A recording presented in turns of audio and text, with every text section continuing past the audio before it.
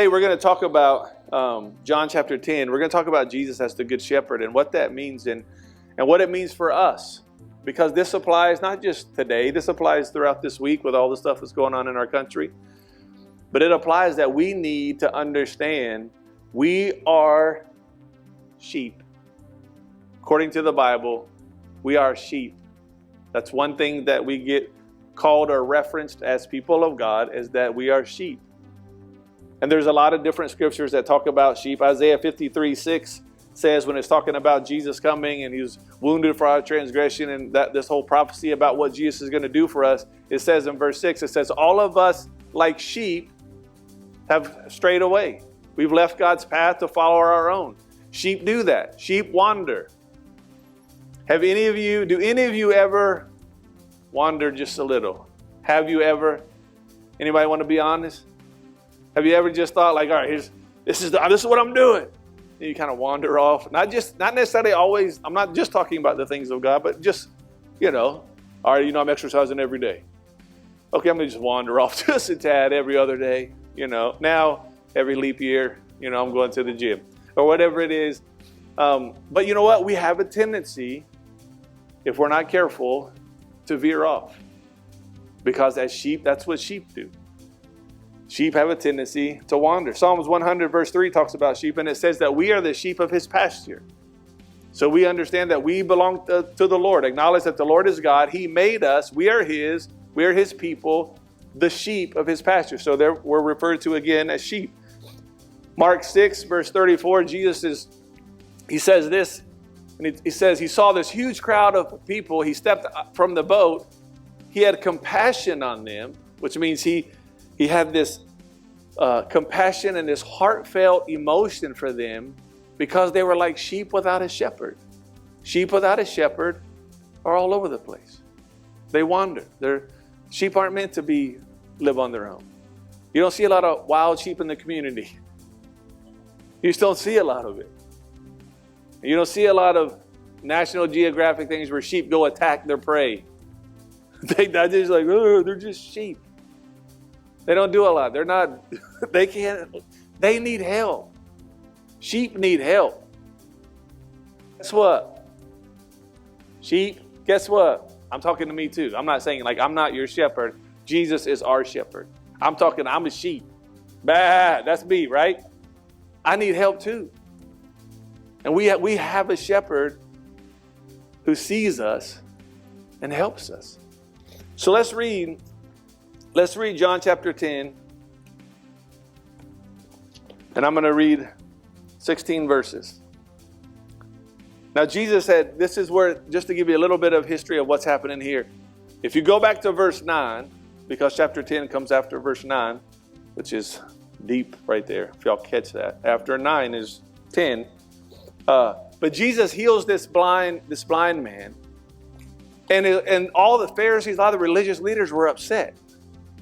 And they're challenging him, and they're arguing about it. And well, how do you know this? And he has sinned and this and all that. They're asking all these questions. And it gets to where it goes from this healing of blind to realizing how spiritually blind people are. So now he goes into verse 10 and he says, I tell you the truth, anyone who sneaks over the wall of a sheepfold rather than going through the gate must surely be a thief and a robber. In other words, sometimes some of these religious leaders saw themselves as shepherds. And it was like sometimes you got to recognize that every so-called shepherd isn't a shepherd. There are some shepherds that want to be shepherds that are more thieves and robbers and more about bringing destruction than protection. So he talks about that, and then he says, but the one who enters through the gate is the shepherd of the sheep. The gatekeeper opens the gate for him, and the sheep recognize his voice and come to him. He calls his own sheep by name and leads them out. And let me say this, there's a kind of the picture here that I see is these sheep that are all together. And there was times, and we'll talk about this in a minute, but there was times a lot of shepherds would bring all their sheep together. And all the sheep, many shepherds, and all their sheep are just mixed in this big area, and they're all several different flocks are there together. And the ones that are sneaking in, that would be more the robbers that are there to bring destruction. But the one that comes through the gate is recognized as a shepherd, and the sheep hear his voice, and they come to him. So he's talking about this, and then he says, the gatekeeper opens the gate for him, and the sheep recognize his voice and come to him. He calls his own sheep by name and leads them out. Verse 4, after he has gathered his own flock, he walks ahead of them. They follow him because they know his voice. They won't follow a stranger. They will run from him because they don't know his voice. Those who heard Jesus use this illustration didn't understand what he meant, so he explained it to them. He said, I tell you the truth, I am the gate for the sheep. All who come before me were thieves and robbers, but the true sheep did not listen to them. Yes, I am the gate. Those who come in through me will be saved. They will come and go freely and find good pastures. Just to verify, what will they find? Good pastures. There we go, verse 10. The thief's purpose is to steal and kill and destroy.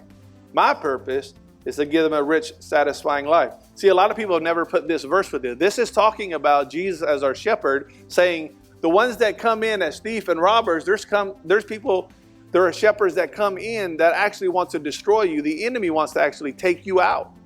But the good shepherd is going to give you life. And so he says that in verse 10. Verse 11, Jesus says, I am the good shepherd. The good shepherd sacrifices his life for the sheep. A hired hand will run when he sees a wolf coming. He will abandon the sheep because they don't belong to him. He isn't their shepherd. And so the wolf attacks them and scatters the flock. The hired hand runs away because he's working only for the money and doesn't really care about the sheep. I am the good shepherd. I know my own sheep. They know me, just as my Father knows me, and I know the Father. So I will sacrifice my life for the sheep. I have other sheep too that are not in the sheepfold. I must bring them also. They will listen to my voice, and there will be one flock with one shepherd. So there's a lot in this passage that Jesus is talking about. And we're not going to dissect every little thing in this passage, but there are some things that really stood out to me as we were talking. And there's three things that I want to hit. First of all, for us as sheep, here's what it says about us. When it talks about the shepherd, he says this in verse, you can look at it in verse 11 through 15. I'll read that passage for you again. But it says this, that we hear and we know the shepherd. He says, I'm a good shepherd. The good shepherd sacrifices his life for the sheep. That's what Jesus did. But then he says this, a hired hand will run. In other words, if they're not really the shepherd of the sheep, there's not that relationship, and they don't have that care and love for the sheep as the shepherd would. So when trouble comes, they're out. They're out. And you think about it as, whether it's a company, whether it's family, someone close to you, when they're in danger, you're the one running up to them. But then there's other times where you're just running. If there's danger or something, you're not always concerned about everybody, but those close to you, you have a lot more concern, and you would sacrifice a lot more for those people close to you. This hired hand just runs when he sees danger. He'll abandon the sheep because they don't belong to him and he isn't their shepherd. So the wolves attack them and scatters the flock. And the hired hand just runs away because he's only working for the money. He doesn't really care about the sheep. He doesn't really care. If he doesn't care, then he's there for wrong motives, which means it's all about him, and and I'm talking about the sheep that are under a hired hand are in trouble. And that's what he says here. But then he says this, I'm the good shepherd. I know my sheep. And then he says this, they know me. As children of God, we should know our shepherd. That's what Jesus says, a good shepherd. I know them and they know me. And then he actually clarifies it and says, just as my Father knows me and I know the Father. So how does the Father and Jesus, how do they know each other? Well, obviously, they're Father and Son. I mean, they're God, right? There's the 3 in 1, it's all that. But there is a lot of things that Jesus, when he came down to earth as a man, he spent a lot of time with his Father. He spent a lot of time in prayer. You can look all through the Gospels and see where he'd get away and he'd pray. He'd go to an isolated mountain, he'd pray. He'd go to different places, he would pray, he'd spend time. We need to understand that for us as sheep, the greatest thing we can do, the way we can follow God, is we have to continue to get to know him. We have to get to know him better and better and better. How do you know someone? Well, you spend time with them. You know how I got to know Patty? I spent time with her. Do you know how we've gotten to know each other here? We've spent time with each other. People that are close to you, friends that you have, you know them because you spend time with them. Listen, I have friends on Facebook. I don't even know them. I don't even know them. They're my friends, and I have no idea how that happened. Maybe I just like one day I was like, oh, I feel nice. I'll click it. Yeah, I'll accept your friendship. I don't know who you are, but welcome to the family. You know, but see, that's not knowing someone. The way you know someone is you spend time with them. You talk back and forth. You listen. You dialogue. The more you spend time with someone, the more you're going to know them. It's the same way in your walk with God. The more you spend time with Jesus, the more you spend time in the Word and praying and listening, listen, you're going to know Him. You're going to get to know Him. I'm going to tell you right now, this shepherd is really good. Jesus is a great shepherd. He sacrifices His life for the sheep, for us. He gave up His life for us. That's how wonderful, that's how awesome He is. You know, think about, some people, I heard a guy talk about, he was like, some people, they get offended when you call them sheep. Pastor, you said that sheep are dumb, and then you told us we're sheep. Okay, well, I don't mean it that way, but if the shoe fits. No, I'm just kidding. I'm not saying, I'm just kidding. But listen, as sheep, we would be crazy not to run to the shepherd. Think about this. Pet owners. How many have a pet? Okay. We have a dog, and we've had this dog for a long time now. Coco, that's the dog's name. Coco with an I. That's what we call her. Because Patty is P-A-T-T-I. She says, whenever she introduces herself, she's like, Patty with an I, if you have to write it down. We say Coco with an I because she had one of them taken out, so she only has one eye. So I say Coco with an I. Poor humor right there, but that's what I say. For you dog lovers, she's fine, okay? Don't get offended by that. But anyway, you have different kind of pet owners. You have those people who have a dog and that dog just sits around and, it's in the yard all day. It's an outside dog and it's just outside. That's it, It's just like every now and then you just throw food out there and you just got a dog, but it's not like family, it's a dog. It's outside. It's not real close. Then you have those people who, it's a whole different thing. It's like they walk the dog and they do all this stuff to, be nice to the dog. They give it attention and all that stuff. But then you have those pet owners where that dog is family. That dog eats out of a nice bowl. That dog, they put clothes on the dog. You know what I mean? Or cat or whatever, fish, whatever, I don't know. But they put clothes on the dog and, the dog stays in the air conditioning and in the heat and they got comfy, like even our dog. I say our dog, it's really Patty's dog. We got the dog and I tried to do all the training, but this dog just latched onto Patty. And if you come to my house and you walk to Patty too quick, you will know. Because that dog will be like, oh, excuse me, protects Patty. But that dog has a bed in the office, has a bed in the living room, this dog's hooked up, and that's how so look at all the different ways that your pets can be treated. If you were a dog, where would you go? I'd go where the AC is, where you get good food, you get loved on, you get to sit on the couch, you get even to lay on the end of the bed. Right? If you're a dog, you're going to go to where it's like, hey, that's like really good. That's good treatment. Well, as sheep, why would we not go to that shepherd that says, hey, I got everything for you. I'm going to take care of you. I'm going to clothe you. I'm going to help you. I'm going to provide for you. I'm going to protect you. That's our shepherd. And as we get to know him, we're going to realize how safe we are with him and how much he loves us, because we all want to feel loved. Even more than I'm not talking, listen, there's only so much love you can feel from a person. But I'm talking about a love from God where you just know He looks at you, He sees you. And when I say He sees you, He sees everything about you and still completely is in love with you. Even those places that you don't want people to see, God sees them. And He still just completely loves you. That's the shepherd. And as we get to know Him, we realize, wow, He really does have my interest in mind. He would sacrifice for me.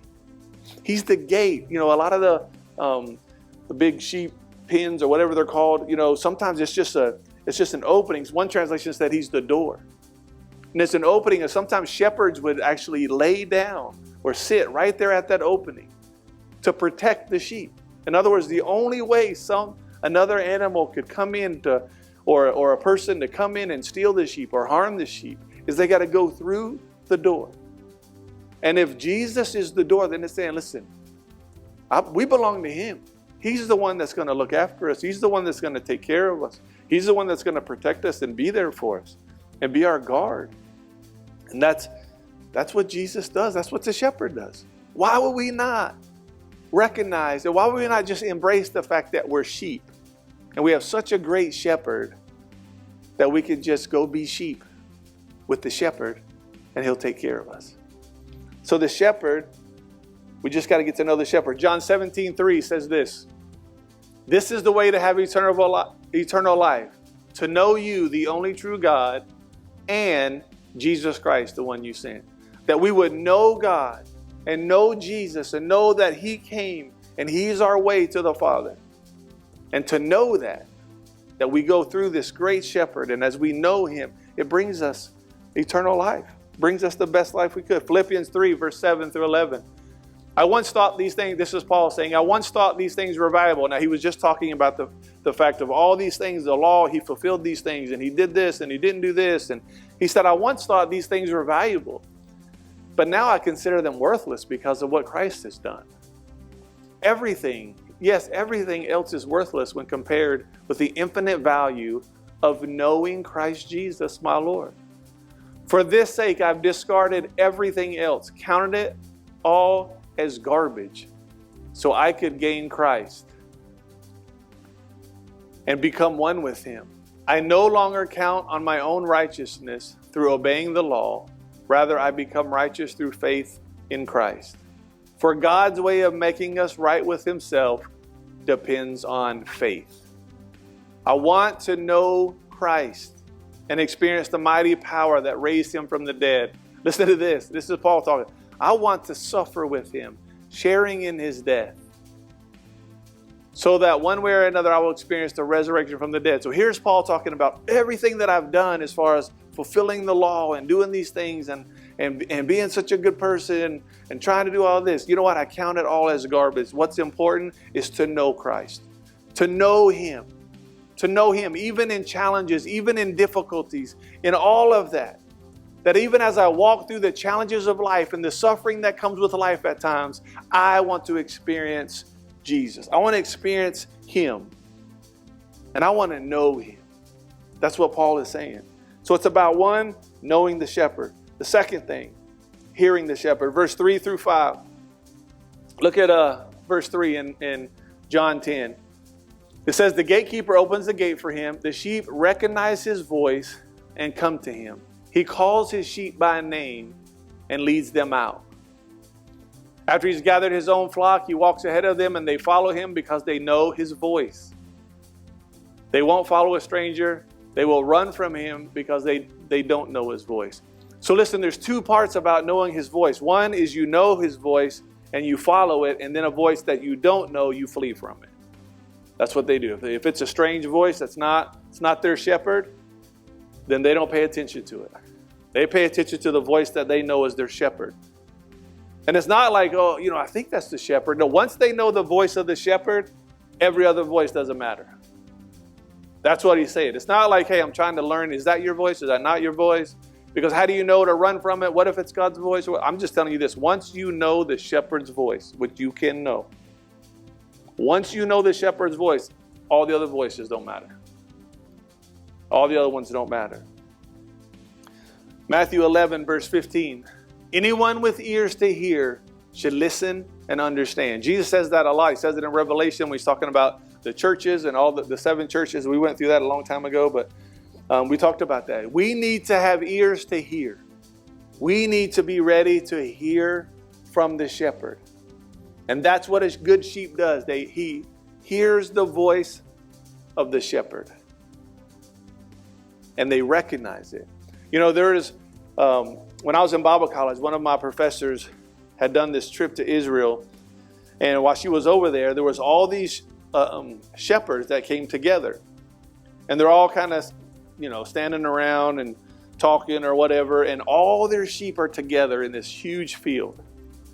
And all the sheep, they look pretty much alike. I mean, they're sheep, right? So they're all just sheep in the field. And it wasn't like, different colors. They didn't have numbers on them. All the odd numbers are mine. All the even are yours. They didn't have markings on them to separate. They were just all out there in one big field. And she said what was interesting is one of the shepherds, when they were getting ready to take their sheep and go to wherever they were going, they went up and they made this sound. And she said it was unbelievable what happened. Only their sheep moved. Their sheep recognized, that's my shepherd. And those sheep, no, there wasn't any other sheep. It was like, hey, you want us to go? I mean, it wasn't like that. And one, they don't talk, but that wasn't that. It was just like, there was no other sheep saying, let's go. Everybody else is going. Only the sheep that was with that shepherd went. Same thing for the other shepherds. They all had a distinct voice or sound that only their sheep responded to. When I was listening to something earlier this week, and there was a story of, I think it was in, I want to say like Australia or somewhere, where this guy was accused of stealing sheep. And so he ended up going to court because the guy said that's, he stole my sheep, and they were like, no, that's my sheep. And it was kind of that, whose sheep is it? And so they're in court or whatever, and it said they were going back and forth between the plaintiff and the defendant. They were going back and forth about, this is my sheep, no, it's not, it's my sheep. And here's what literally happens. The judge calls the final witness, and it was a sheep. Actually brought a sheep into the courtroom and had the plaintiff go out into the outer courts, whatever that's called, hallway, yeah, there you go, and call for the sheep. And the sheep just laid down. Had the other guy, the true shepherd, go out and call for the sheep. And the sheep got up, went straight out to the hallway. It was amazing. And I'm just telling you, that's the sheep, us as sheep. We need to get in touch and listen and hear the voice of our shepherd. And when we do, we recognize it. And the Bible says, we read it, they hear my voice and they follow. They follow. We hear. Now, I know there's people saying, I don't know if I've never really heard the voice of God. And I want you to know you may not have recognized it. But you hear the voice of God. You may not hear an audible, Scott, my son, who I love. You may not hear that. Maybe I just the only one. I'm just kidding. I don't hear that either. But if you don't hear it audibly, listen, God speaks to you through the Spirit in you. He speaks through the Word. He can speak to you a lot of different ways, but He speaks to you. And I know I say this all the time, but just to remind you, we won't turn to it. But you remember Samuel when he was in bed resting and the voice of the Lord came to him and he didn't recognize that as the voice of the Lord? So where did he go? He went to Eli and said, hey, did you call me? And Eli said no, and that happened a few times. And then finally Eli said, hey, that might be hearing from God there, buddy. That's my translation. But you know what happened? Is he the last time he heard it, when he heard Samuel, he said, speak, Lord, your servant is listening. It took him a little while to figure out that was God. But because the great shepherd is so good and so loving and so kind, he doesn't just speak to you once, and if you don't listen, then he forgets about you. He will just keep calling on you and keep talking to you until you finally get it. That's God. Have you ever had something inside of you? It's like, I know I need to do this. And you're like, I don't know if that's God. And then it's there again. Man, I don't know if I should do that. So, especially if the Lord is telling you about being a blessing to someone or doing something for somebody or praying for somebody. There's been times where someone's come up in my heart. I was just driving, all of a sudden it's like, hey, they come up in my heart. I was like, I should call them and pray for them. So I start trying to, do that. But there's been times before I was like, I wonder why I'm thinking about them. And then you just go on. And guess what? It comes up again. And it comes up again. And pretty soon it's like, Lord, are you trying to tell me something? You know what? And then I make a phone call. And I make a phone call and find out that they were going through something and they needed encouragement. And it was right at the time I called that it just really encouraged them. Why? Because God just didn't let me miss it. He said, hey, I'll tell you again. Don't worry. I know sometimes you may not understand it's me. You may think it's just you or it's, whatever. But I'll tell you. I'll keep telling you until you get it. So if you feel like I've never really heard the voice of God, I'm telling you, you have. And here's the good news. He's going to keep talking to you. He's going to keep talking to you until you get it. And once you get it, you're going to know it's him. I've said this with my kids. We could be at a park. We could be at a softball game. We could be at the football field and everybody's around, But if I yell, Zach, as loud as I can, and there's 250 other adults there, if Zach hears, he's like, that's my dad. You know why? Because he recognizes my voice. Because he's heard it. Before, a lot of you may not understand this, but back when I was a kid, when the phone rang, you didn't know who it was until you picked it up. And there wasn't no like, you think that's, who is that? Could that be this? Could that be, is that my friend or is that someone from and there was only one phone in the house anyway with a really long cord. And I remember you just, the only way. So before you had card, but there were still times where when you answer the phone, I remember as a kid, I'd answer the phone if it was my mom or my dad, like, hey, Scott. And I would know then, hey, Dad. It wouldn't be like, who is this? It's like you recognize their voice. People that you've heard, people that you've been in a relationship with, you recognize their voice. You would hear their voice. Parents, you hear the voice of your children. If they're out, when they're little and they're at school or they're somewhere and you hear, Mom, you know if it's you, the mom. You know because you recognize it. That's how it is with the Lord. We can get to where we hear and we recognize that is the voice of my shepherd.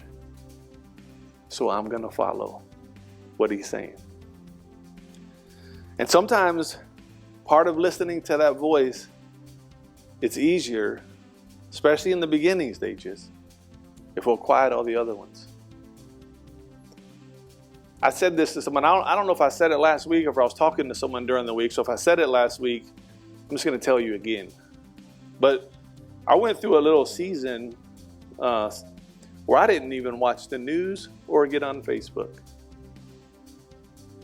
And do you know how much peace I was at? How much peace I had? But can I tell you something? Everything that was happening was still happening.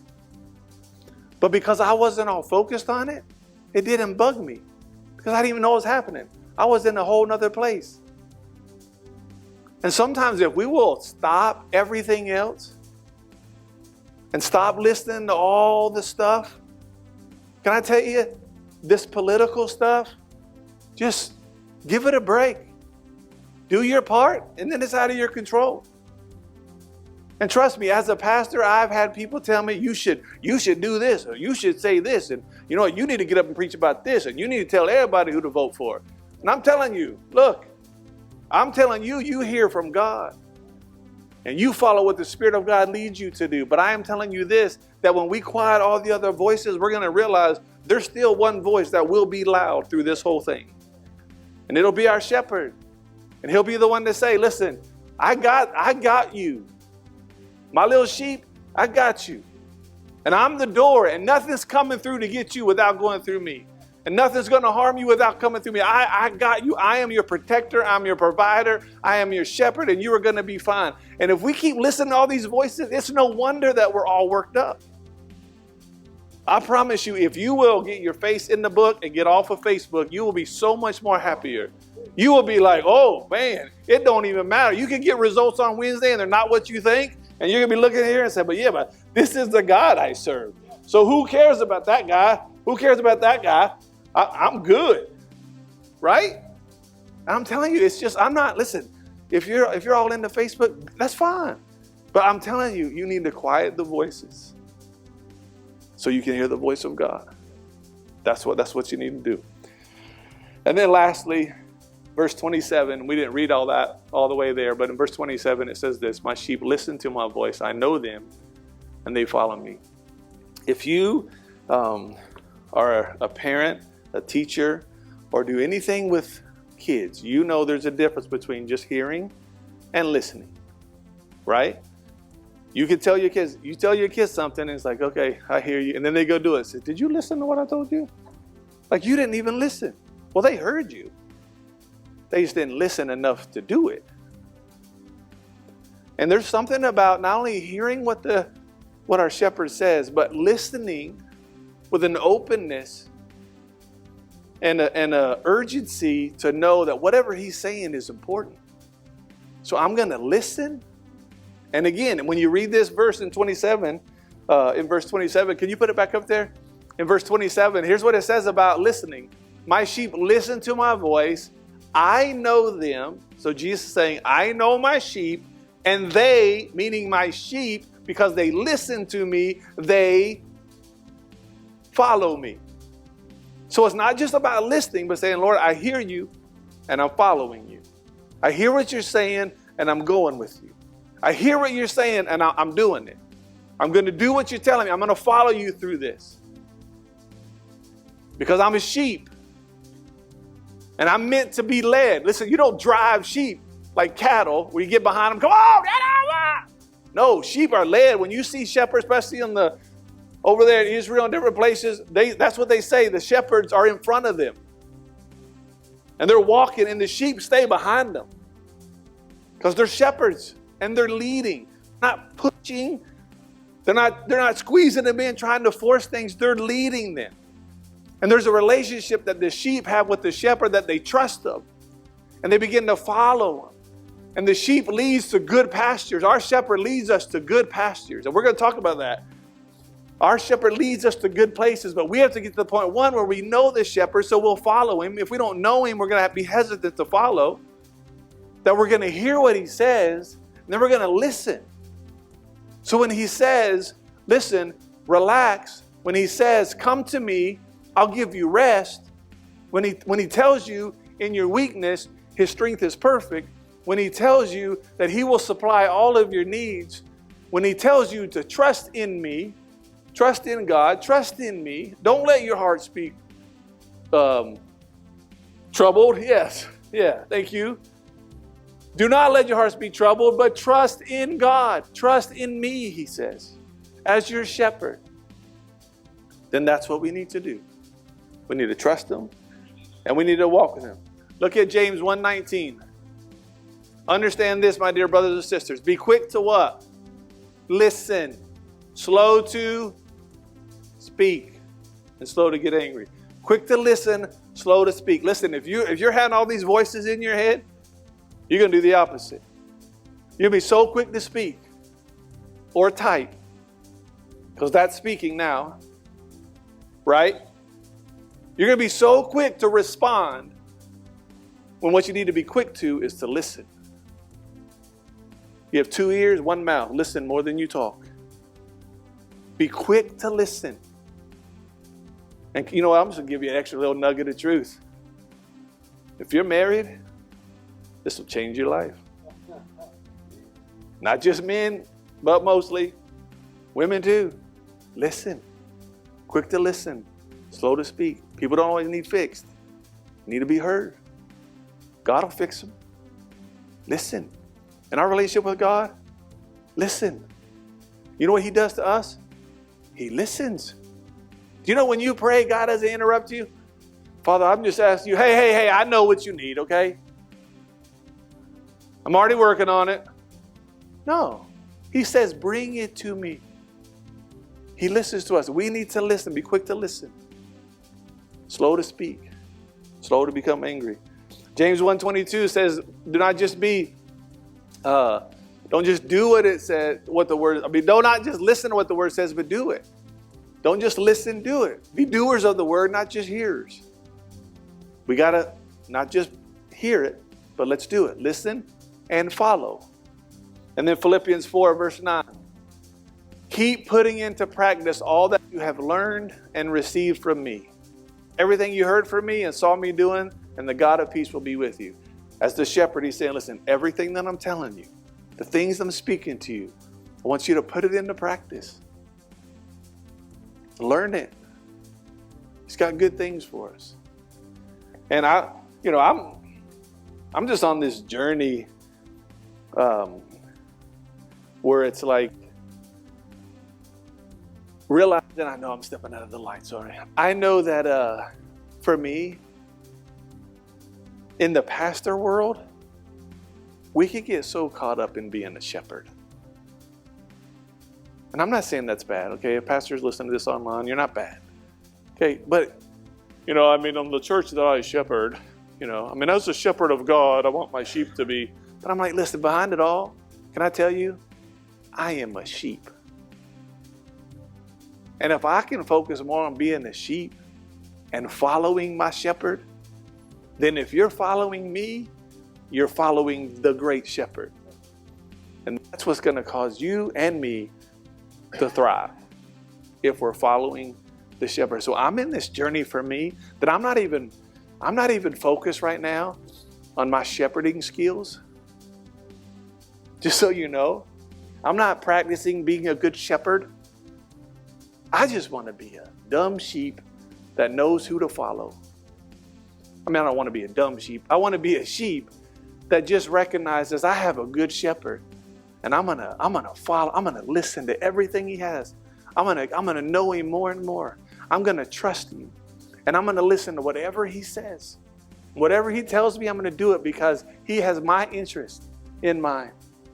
And he's going to make sure that I'm taken care of. He's going to make sure I'm safe. He's going to make sure I make it. He's going to make sure when everything else around me, I'm covered because he's the gate. He's the door. He's my protector.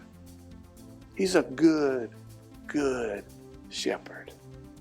And can we just relax today? Can we be okay without all the pressure on us to be perfect? Can I just relieve you of that pressure? Can I just tell you, the greatest thing you can do is be a sheep. Be a sheep in his pasture. And let him lead you. Let him talk to you. Let him say things to you. And when he does, listen and follow him. And you'll make it. Whatever you're going through now, if you listen to the great shepherd, you'll make it through it.